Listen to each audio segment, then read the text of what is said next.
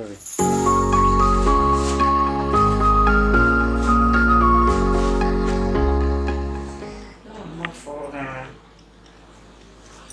Hello,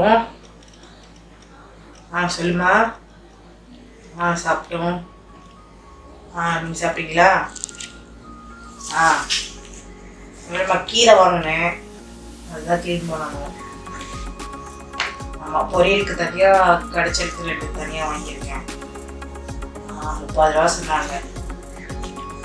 நல்லா தான் ஃப்ரெஷ்ஷாக தான் இருக்குது. இப்போ தான் ஃப்ரீ டைம் கிடச்சிது. சரி, க்ளீன் பண்ணால் நாளைக்கு சமைச்சிக்கலான்னு சொல்லிட்டு. நீ என்ன செஞ்ச? அம்மா ஃபோன் பண்ணாங்களா? சரி சரிம்மா. 2 கத்தியாக இருக்குது, நான் க்ளீன் பண்ணிவிட்டு அதை எடுத்து வச்சு படுக்கிறதுக்கு லேட் ஆகும். நான் அப்புறம் பண்ணுறேன். சரிம்மா.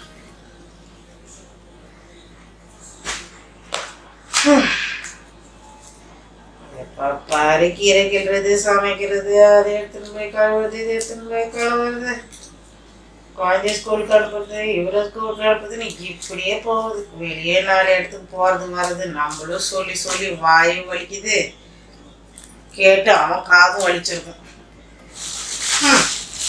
என்ன பண்ணுறது? இவனை இப்படியே விடக்கூடாது.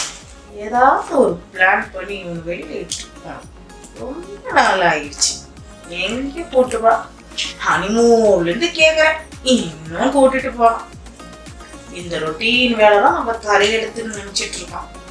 இருக்கு வரட்டும். இன்னைக்கு இந்த கீரையை உடைக்கிற மாதிரி உடைச்சி 2 துண்டா ஆக்கி எங்கேயாவது கூட்டிட்டு போன்னு சொல்லணும்.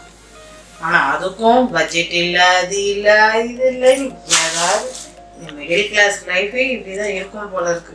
அட்லீஸ்ட் ஒரு நாளாவது எங்காவது கூப்பிட்டு போனா தானே வீட்டில் இருக்கவங்களுக்கு மனசும் மைண்டும் ரிலாக்ஸாக இருக்கும். பார்ப்போம், சொல்லி பார்ப்போம் என்னத்தான் சொல்றாருன்னு. என்னத்தான் நடக்க போதோ, ஏற்காடு நடக்க போதோ.